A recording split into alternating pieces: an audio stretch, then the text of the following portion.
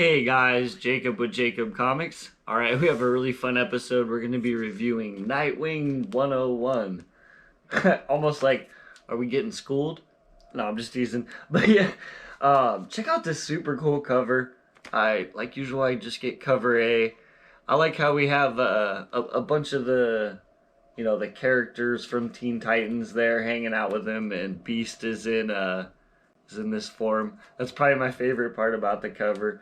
And yeah, that some of that, we do see some of these characters in this issue. So what happens on the cover happens in the book. Now, before we get dived into that, I do want to let you guys know about the 600 subscriber giveaway. When we hit 600 subscribers, we'll be giving this book away. It's a Marvel #1 variant. All you have to do is like the video, comment down below, and be subscribed to the channel, and that'll give you a chance to win. Alright guys, let's get dived into Nightwing 101. Now, before we do, as always, we're going to be going heavy into spoilers. So that's your warning. If you don't want to be spoiled for the issue, you have been warned. Next up, we always shout out the creative team, because without the creative team, we wouldn't have a comic book, right guys?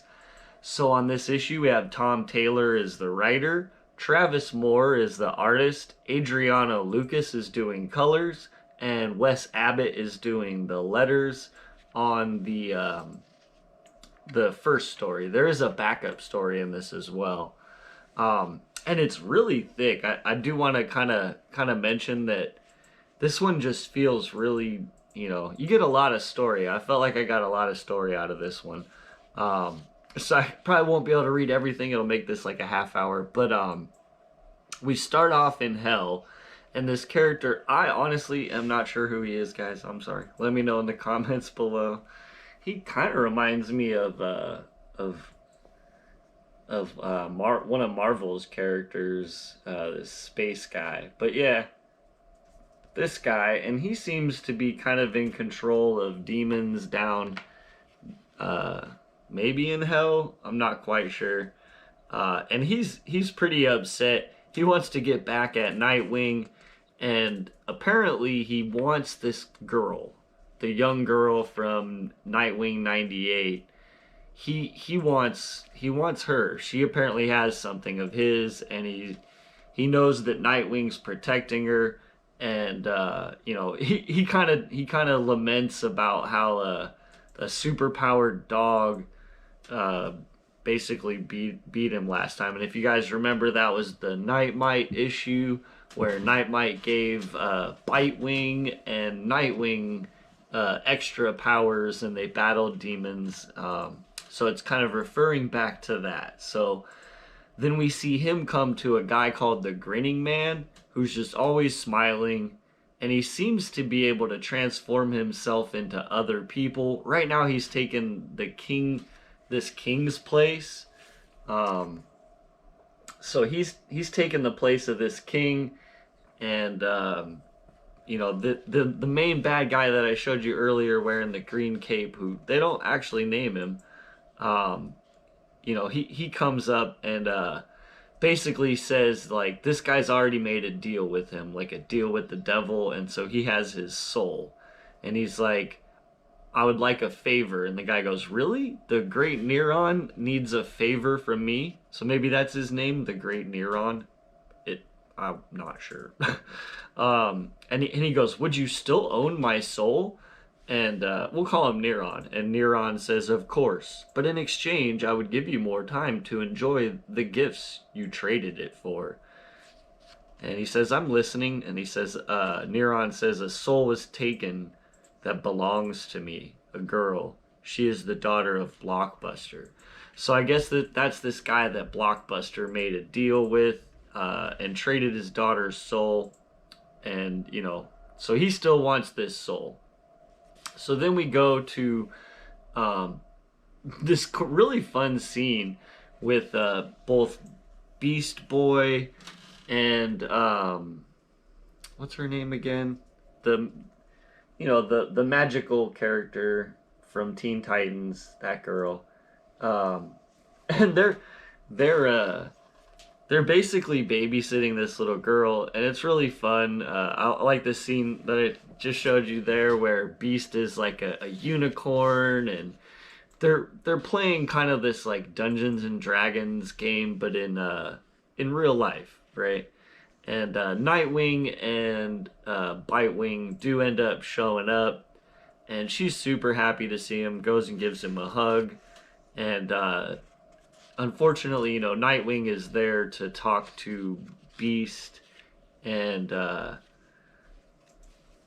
man, I gotta catch her name. What was her name again? They said her name, and I don't know why I can't remember it. I was thinking it earlier too when I was reading it. Why am I blanking now? Anyways.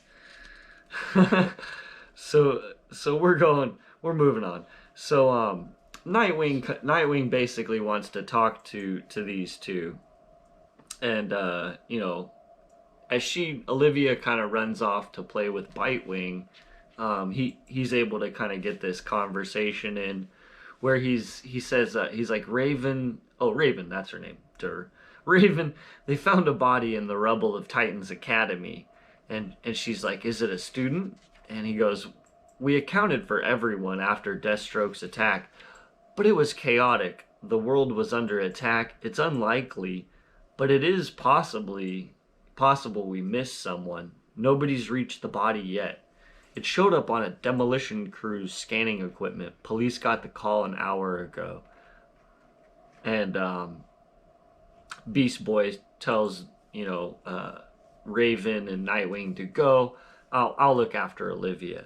So they take off, and Starfire's there. She was the headmistress, and she's pretty upset that anyone may have been lost on her watch, and so she ends up kind of burrowing down into the ground. The police are like, it's gonna take a while to get down there. You know what I'm saying? We have 20 tons of rubble laying on top of it, and she just uses her superpowers to get down there. And so Starfire, rescues whoever it is, and Nightwing sees down there. He's like, I see someone, Star, we're going in. And when they get down there, they unfortunately find out that the person has perished. However, it's the King of Latava, the man we saw earlier that this big bad guy called the Grinning Man, and but so now we find out he is actually dead, and then we get Nightwing kind of still investigating what's going on, and the Vlatava emissaries have arrived, and they're looking at him in the morgue there, right? And this girl comes up who's, I guess, like a doctor, creepily smiling the whole time, and she's just kind of talking, and Nightwing even says, he's like, why are you smiling? And she says, I'm sorry, I know it's a bit inappropriate, but I like a mystery. And Nightwing says, I'm sorry for your nation's loss. Because they're starting to put the pieces together that whoever is the king, because the king was seen just 2 days ago, whoever's the king now isn't this same king that was dead, because he's been dead for 2 weeks. So there's this kind of mystery forming there. But unfortunately, the girl is actually the Grinning Man. Like I said, he seems to be able to take other people's shapes, and he whacks Nightwing in the head, knocks him unconscious, and then the last page reveal here, or for this one, I think it's the last page for the front story, is this new character, or I think it's new, this character, the Grinning Man, has taken Nightwing's place. Okay, yeah, there is one more page. We see the Grinning Man walking off with Starfire and Raven, heading into Titans, heading into their new they're rebuilding Titan Castle right now, so they're heading to the, I assume, place where it's being built. And obviously it's the Grinning Man, and Raven says, "Good, I didn't want to leave Olivia too long." And the Grinning Man, as in his Nightwing masquerade, says, "No, we really should get back to her." And it says, "Next to the Grinning Man." So we're leaving Nightwing unconscious in a hospital. I'm pretty sure he's gonna wake up momentarily and be trying to get there real fast. And this backup story is really brief. It kind of starts, and there's a Superman and Batman are hanging out, or excuse me, Superman and Nightwing are hanging out, and Superman, I guess, hears this girl falling, and they go to rescue this girl who's at a circus and had fallen. However, Nightwing kind of swoops in and saves the one kid that's fallen. And as they're kind of investigating how this all happened, they find out that yeah, here it is. I guess that's the best. Nightwing finds out that the rope was actually cut, and so somebody was trying to set them up, and the announcer, or the ringmaster comes over, and she says, who would do this? Who would cut the trapeze rope to hurt Casey and Daniel, to harm the circus? And Nightwing says to lure a detective here, as he says to Superman. He says, "Superman, find the trap. Look for gases, electronics." And as Superman's scanning, he finds a bomb in a teddy bear. And then we kind of get them all. They're like running away, trying to save as many people as they can. Hopefully they saved everyone. I'm not sure. It seemed like the bomb went off really fast from when... it was literally like one panel. But so maybe some people are hurt too, because as you can see, it's like Superman finds the bomb in the teddy bear, and Nightwing's like, "Oh no!" And then the very next panel is Nightwing's cradling one of the circus performers as he's running away, and you would assume we don't see Superman, so hopefully Superman's doing something to save the rest of the people. It's Jonathan Kent Superman too, so it's kind of tapping back into that relationship between it's not quite Super Sons, but it's, you know what I'm saying, Nightwing and Jonathan Kent Superman. Alright, so thoughts on this issue. I definitely enjoyed this one. There's kind of a mystery going on. We have this, assuming new villain, Grinning Man, who's kind of entertaining because he's just smiling the whole time as he's doing bad things. And he kind of has like a Clayface ability to see somebody else's physical form and just be able to copy it so that he looks exactly like them. As well as seeming to be able to,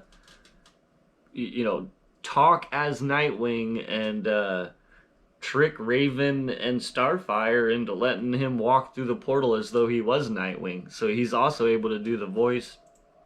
I'm not sure what kind of deal he's made with this Neuron character, and obviously Neuron is out to get this little girl's soul, and it's just interesting, you know what I'm saying? I'm having fun with it. I definitely enjoyed too how we had a little bit of Beast and Raven in this issue, kind of bringing back some of the Teen Titan group, at least the three of them. For the majority of the front story, we're talking and hanging out together, and I really liked the Beast turning into the unicorn, and then just some of the interactions there were super fun, and kind of brought me back to honestly to a lot of the cartoons that I've watched that have been really good about the Teen Titans.